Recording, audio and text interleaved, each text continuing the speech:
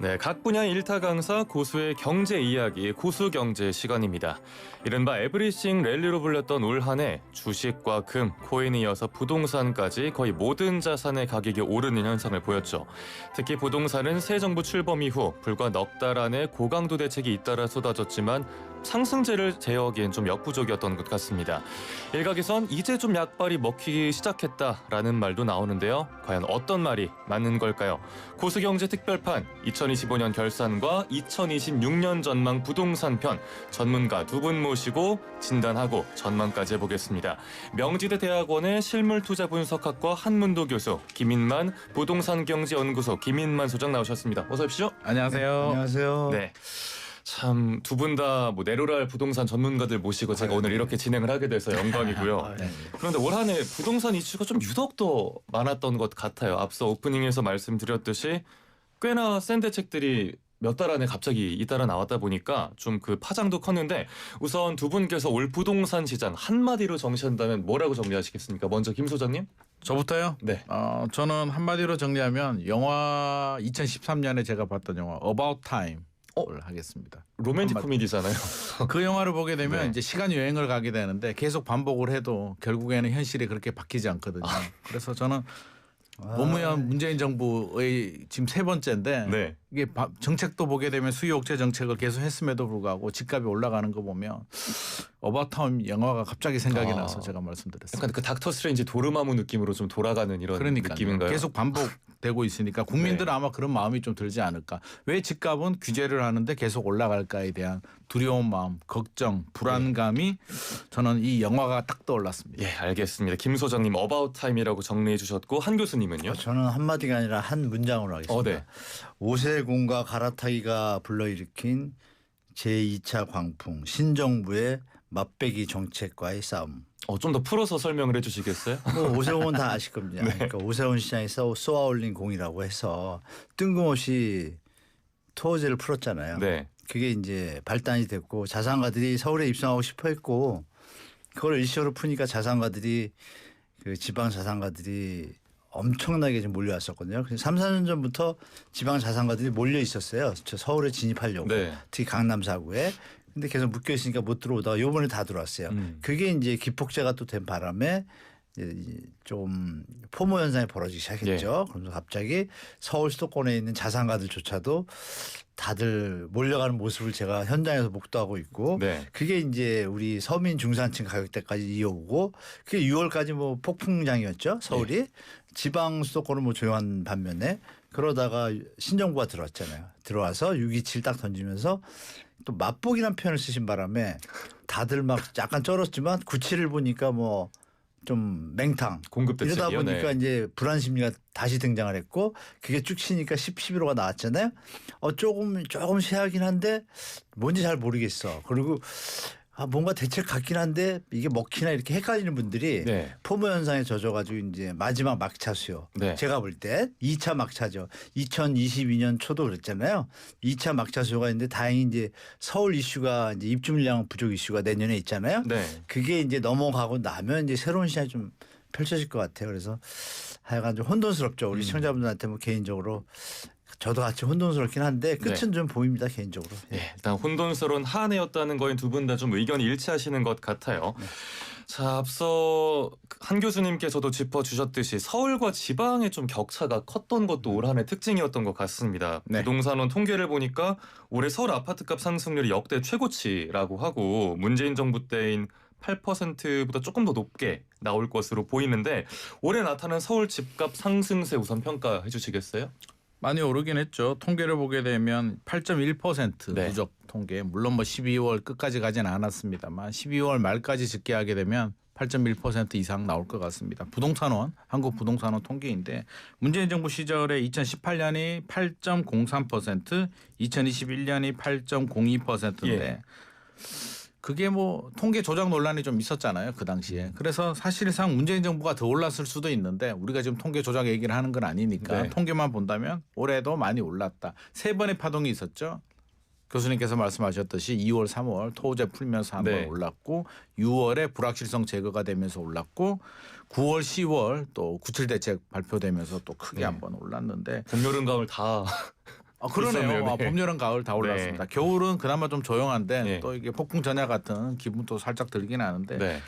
뭐 이유를 좀 살펴보게 되면 이게 뭐 한두 가지 이유는 아니고 이재명 정부 입장에서는 살짝 또 억울하다는 생각이 들 수도 있습니다. 이유를 보게 되면 일단 뭐 공급이 부족한 부분은 우리가 분명한 사실인데 공급 부족이 이재명 정부만의 문제는 아니잖아요. 이게 누적되었죠. 네. 이게 서울 양극화, 서울 집중화 문제의 하나의 원인이기 때문에 공급 절벽이고 앞서서 이제 멘트 주신 것 중에 금값도 오르고 코인도 네. 오르고 주식도 오르고 부동산도 올랐다라고 하는데 그 원인은 저는 유동성에서 좀 찾고 싶거든요. 지금 유동성이 굉장히 많이 풀렸다. M2가 거의 뭐 푸는 속도가 미국보다 빠르다라고 이제 그렇다더라고요. 그런 네. 조사 결과도 나오니까 유동성이 많이 풀리니까 사실 주식, 코인, 금값이 오르는데 실물 자산인 부동산이 안 오른다? 그것도 대한민국의 집중화의 핵심인 서울 집값이 안 오른다는 건 저는 말이 되지 않는다라고 생각이 되고 예. 정책의 실패가 이제 서울시의 실패도 있고 저는 정부의 실패도 있는데 서울시의 실패는 교수님께서 이제 말씀해 주셨고 토호제를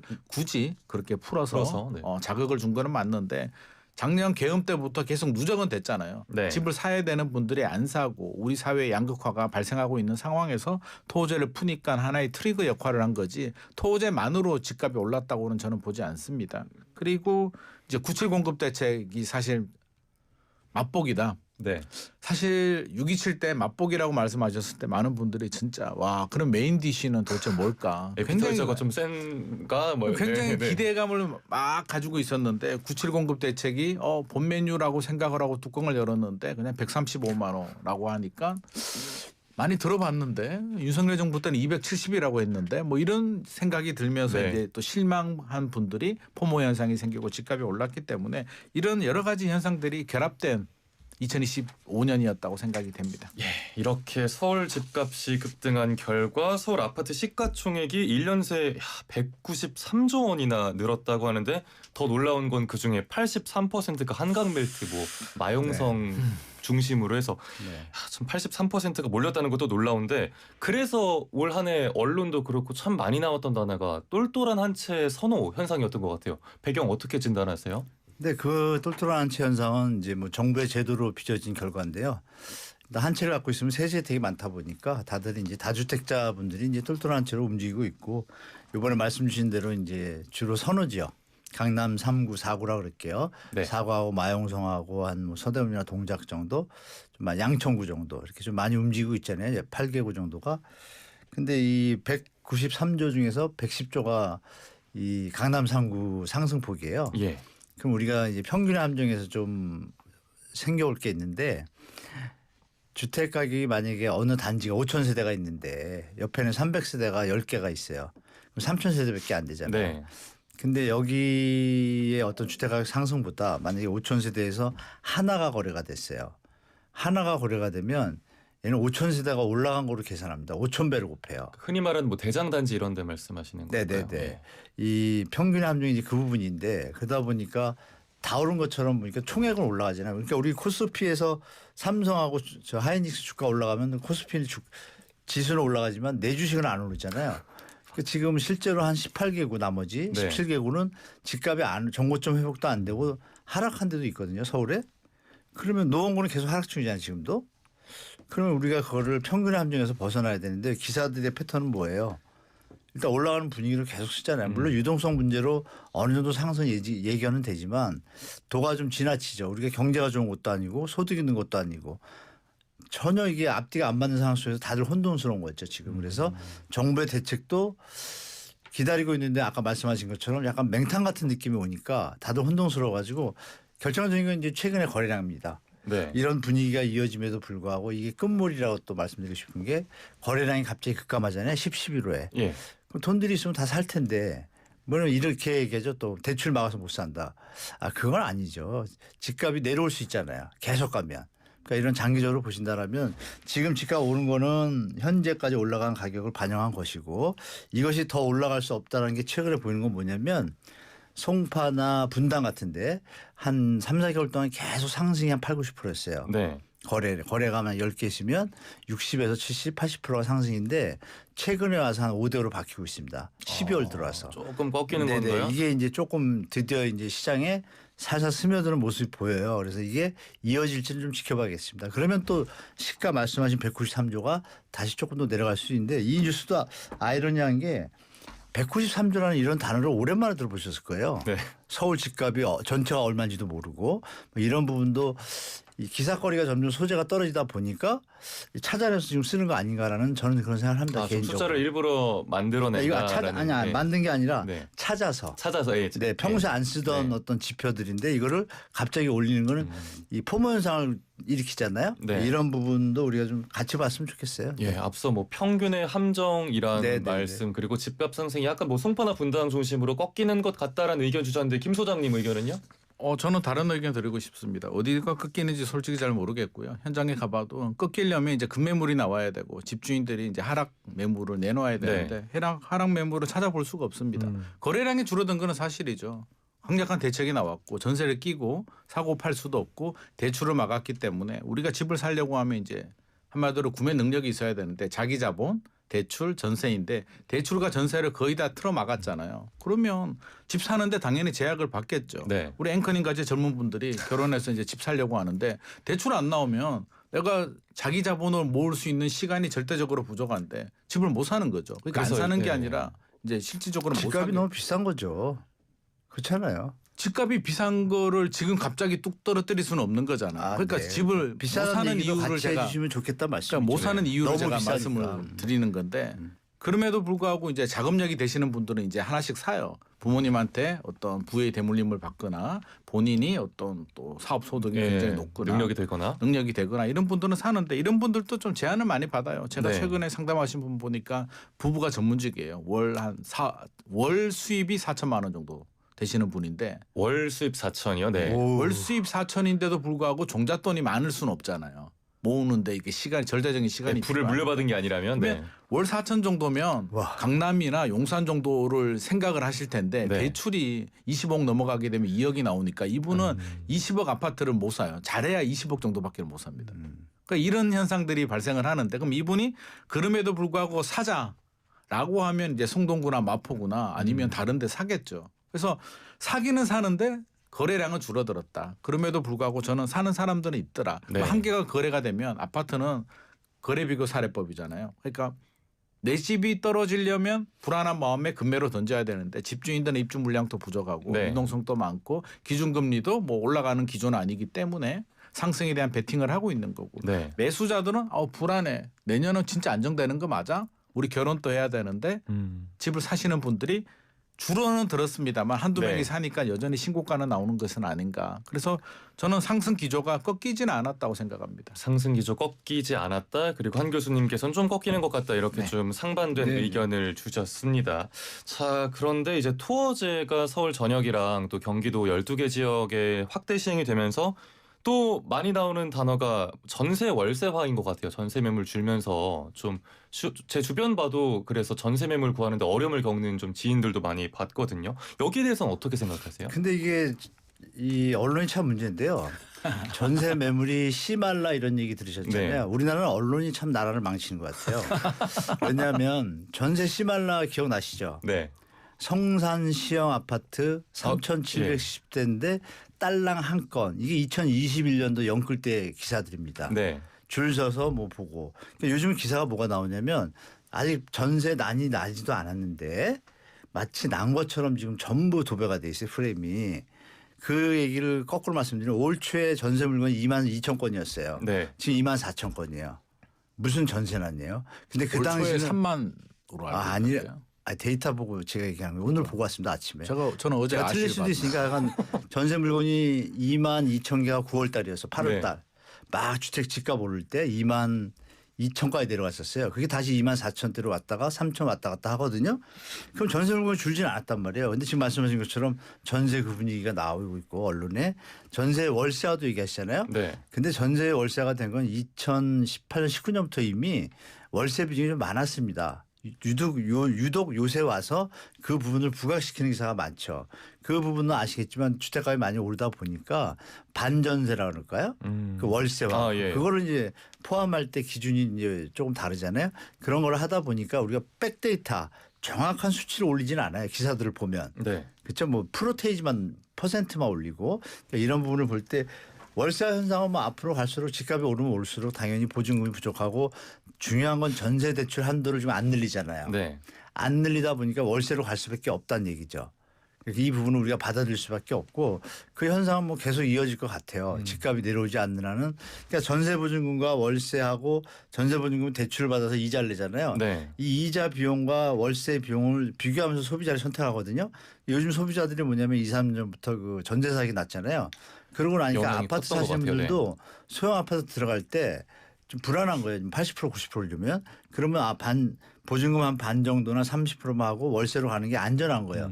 비용을 따져보니까 월세가 좀 비싸긴 하지만 월세는 장점이 있잖아요. 이런 것들로 이제 수요의 변화 어떤 소비자들의 어떤 선호 대상이 월세가 그래도 안전하니까 그 정도 비용을 지불한다라면서 그 거래량이 좀 더 늘어난 게 분명합니다. 올 한 해는. 네. 작년부터 좀 그래왔습니다. 전세 사기가 약간 그런 영향을 많이 준 것 같아요. 그러면서 이거는 계속될 것 같아요. 제가 볼 때. 네.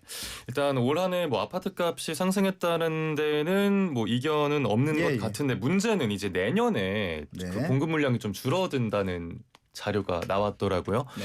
이제 올 한 해 보면 2월부터 이달 초까지 45주 연속 그러니까 거의 1년 내내 집값이 오른 건데 이 상승세를 뭐 언젠간 좀 멈출 필요는 있다고 보이거든요. 거기에 필요한 조건은 뭐라고 보세요? 상승세를 멈추는 거하고 이제 가격을 떨어뜨리는 거는 좀 다른 문제라고 생각을 합니다. 그래서 저도 상승세를 낮추는 거는 적극적인 찬성. 네. 그래서 여러 가지 정책을 통해서 6.27 대책도 한 2달 정도 상승률이 떨어졌었고요. 11호 대책도 지금까지는 뭐 0.54에서 0.18%까지는 내려왔는데 네. 11월, 12월을 보게 되면 11월 한 달 정도는 0.54에서 0.17, 18까지 빠르게 내려왔는데 그다음 12월로 접어들면서 이게 이제 지지부진하거든요. 0.17, 0.2, 0.18 주춤한 거죠. 네. 주춤하기 때문에 생각보다 좀 저항이 강하다라는 생각도 들고요. 올해 지금 은행 가 보면 이제 총량 대출 규제 막혀가지고 DSR, LTV 또 6억 다 만족을 하는데도 불구하고 대출이 안 나오는 경우들이 상당히 많이 예. 있습니다. 그러면 내년 되면 또 대출 총량이라도 풀리면 학습 효과가 있잖아요. 2025년 보니까 조건을 다 만족해도 대출이 안 나올 수도 있구나. 그럼 2026년에는 조건이 만족되면 서둘러서 사야겠다라는 불안 심리가 작동이 되면 네. 또다시 또 불안해질 수도 있습니다. 그래서 저는 상승세는 안정시키는 거는 맞다. 네. 한 0.05% 정도로 안정시키는 건 맞는데 이제 가격을 떨어뜨리는 거는 다른 문제인 것 같습니다. 그러면 이제 경제적으로도 여러 가지가 있는데 떨어뜨리려면 전제 조건은 우리 과거 30년을 바라보게 되면 언제 집값이 떨어졌냐 그러면 IMF 외환위기 때 네. 97년도, 98년도 떨어졌었고요. 2008년도 글로벌 금융위기 때 떨어졌었고 네. 박근혜 정부 때 뭐 그때도 2차 하락 한 번 있었고 최근에 2022년 하반기 미국이 기준금리 올리면서 떨어집니다. 결국 정책으로 집값 떨어뜨리는 건 경우가 없었고요. 네. 많이 떨어진 걸 말합니다. 그러니까 좀 결국에는 외부적인 대내외적인 변수기 때문에 이번에도 만약에 집값이 떨어진다면 떨어질 수도 있잖아요. 우리가 떨어진다는 거는 저는 미국에서 물가가 올라서 기준금리를 어쩔 수 없이 많이 올리는 상황이 발생하게 되면 AI 버블론이 좀 불거지면서 주식, 부동산 동반 큰 폭의 하락이 나올 수는 있습니다. 그런데 그런 경우 아니라면 어떤 정부의 정책에 의해서 집값이 하향 안정화가 된다. 정부 마음은 조금만 내리고는 싶은데 시장이란 건 그렇지가 않거든요. 한번 내릴 때는 팔 사람들은 막 던지고 살 사람들은 아무도 안 사면서 폭락을 하기 때문에 주식 부동산이 폭락할 때 동반 폭락은 가능하겠으나 정책으로 이거 하는 건 저는 쉽지 않다고 생각합니다. 네. 그러니까 대내적 정책으로는 좀 어렵고 네. 이제 아예 정말 그 슈퍼 메가 변수 같이 미국에서 뭐가 터질 때 다 같이 내려갈 때 좀 과거에 사이에 그랬습니다. 잡힌다는 네네. 과거 사이 데이터를 말씀을 해주셨는데 그러면 정책으로 집값을 잡긴 어렵고 그러면 이럴 때 나오는 얘기가 그래서 좀 공급을 늘려야 된다인데 문제는 또 정작 사람들이 많이 살고 싶어하고 들어가고 싶어하는 택지에 어디에 지을까? 뭐 이제 지을 데가 없는데 이런 얘기도 나오잖아요. 그럼 공급 부족의 별다른 대안은 없을까요? 뭐 대안이 있을까요? 지금 뭐 정부가 97 던질 때 다들 조금 저부터도 뭐 맹탕 정책이라고 했고 근데 이제 구체화되거나 우리가 피부로 느낄 수 있는 디테일이 없었거든요. 근데 최근 뭐 저도 회의를 가끔 들어가지만 최근에는 조금 그거를 구체화시키고 조금 디테일한 내용들을 발표하려고 준비 중인 것 같아요. 언제쯤에 혹시 발표가? 제가 알기로는 빠르면 12월 말 늦으면 설날 전에 얼마 안 남았네요. 네네 계속 하고 있는 것 같은데요. 지금 아까 말씀 중에 정책으로 집값을 잡기 어렵다고 말씀하셨는데 집값을 잡은 적이 딱 2번 있습니다. 대한민국 역사에. 더 확대하면 3번인데요. 네. 물론 이제 개발도상국 시절에 집값이 폭등하는 시절이니까 박정희 시대 때 뭐 투기 정책하고 이건 접어두고 노태우 정부 때 집값이 또 폭등할 때니까 우리가 88 올림픽 샴페인 터뜨릴 때 네. 그 성장률이 뭐 아시겠죠. 뭐 7에서 10%일 때니까 경제 성장률이 그때 이제 노태우 정부가 도저히 이거 주택에 문제가 있다 그러니까 그때 이제 2년으로 임대차가 바뀌었잖아요. 그때 던진 게 이제 200만 원 정책이지 않습니까? 일기 신도시 속칭 일기 신도시를 던질 때 처음엔 반응이 살짝 없었습니다. 없었다가 분양가를 공고를 했습니다. 시세 한 반 수준이었어요. 분당의 평당 분양가를 150에서 200만 원에 분양하겠다고 발표를 합니다. 상상도 안 되는 가격인데 지금으로 치면 네네. 네네. 그러니까 지금이 얼마나 비싼지가 또 네. 거꾸로 연결될 거예요. 그러면 사람들이 생각하는 거죠. 가만히 있어. 집이 200만 원인데 위치도 괜찮고 그러면 요번에 집 사는 게 아니라 한번 기다려볼까 이런 심리가 생기죠. 그러니까 분산 효과가 생기죠. 수요에.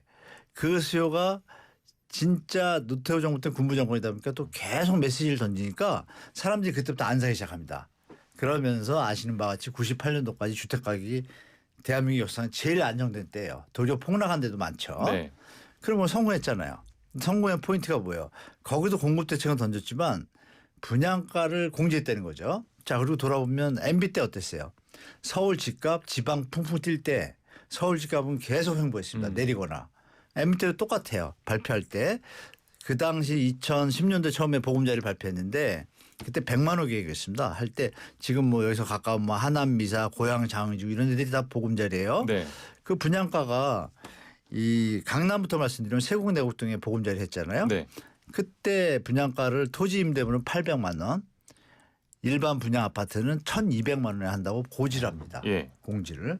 그때 시세가 2,500에서 3,000이에요. 평당. 반값이죠. 그러네요. 네, 딱 그러고 중간 정도면. 네, 그러고 나니까 3, 4년 쭉 멈췄습니다. 쭉 멈추고 만약에 박근혜 정부에서 빚내서 집사라는 정책을 안 했으면 지금 이 지경이 안 됐어요. 대한민국 집값이. 이게 다 결론은 뭐예요? 부채 늘어난 걸로 메꾼 거잖아요. 지금 올린 거잖아요. 부채가 쌓아올린 탑이에요. 이게 다 아시는 것 같이. 경제도 문제가 있고. 그러면 제 얘기는 뭐냐. 이번 정부도 공급 대책만 던지지 얼마냐를 얘기를 안 하잖아요. 그죠? 네. 만약에 얼마냐인데 공급 대책에 보니까 땅은 있잖아요. 문재인 정부 때 만들어 놓은 땅이 있잖아요. 택지들이. 그럼 걸공을 하거든요. 대한민국 역사상 택지가 있는데 안 지은 데가 없어요. 그러니까 하는데 부동산 PF 건설사 눈치 봐주다가 망하는 거 봐주다가 공급 누출은 이런 이상한 플레이를 전 정부하고 이번 정부도 그거를 자꾸 헷갈리고 있는 것 같은데 이번 정부 정신 차리셔야 될 것 같아요. 청년들이 이렇게 힘들어하고 있는데 나라의 미래가 부동산 때문에 문제가 있다는 걸 하는 총재도 얘기하고 대통령도 얘기했잖아요. 그러면 진행해야죠 이제. 미래를 위해서. 그렇다면 반값 아파트에 분양할 수 있냐. 60%는 다 될 것 같아요. 제가 계산해 보니까. 60%. 네. 그러면 정부가 마음만 먹으면 되잖아요. 정말 다행인 거는 뭐냐면 최근에 엊그젠가 그 업무 보고 뭐 이런 자리에서 미팅, 네. LH 그 자리에서 이 얘기를 했습니다. 제가 한 몇 달 전부터 주장하던 건데 소장님하고 나갔던 방송에서 제가 말씀드렸잖아요. LH의 부채가 많다 보니 임대주택 재원을 마련하기 위해서 분양가를 높이 받을 수밖에 없다는 게 명분이었어요. 그동안. 그런데 LH의 임대주택 개정을 딴 선진국처럼 영국, 미국, 뭐 프랑스 이런 데처럼 국민의 복지잖아요. 지출이잖아요. 네. 그걸 왜 LH에 둬가지고 부채를 만들어요? 빼서 이렇게 두면 LH 부채 건전성이 좋아지거든요. 그러면 LH의 부채가 160조인가 그런데 지금 빼면 60조 한 80% 70% 줄는 거예요 지금. 그러면 현재 부채 비율이 한 100% 수준밖에 안 되면 건전성이 좋은 기관이 되거든요. 그러면은 공급을 할 때 부담을 못 느끼는 거예요. 원가보다 이익을 나누면 되니까 조성원가 적용하고 반가 가까이 해도 돈이 남아요. 그러면 이건 시행할 수 있다는 얘기죠. 그러면 결론은 정부에서 만약에 반값 정책에 가까운 그런 정책을 쓴다라면 제가 볼 때는 이번에도 노태우 때 이명박 때 이어서 세 번째 정말 칭찬받는 정부도 될 수 있다. 아니면 반대로 비판받는 정부가 되겠죠. 예, 일단 뭐 과거의 정책에서 나온 실수 또 실책들을 되풀이하지 않는 게 중요할 것 네네네네. 같습니다. 네, 1부는 여기에서 마무리하고요. 잠시 후 2부에서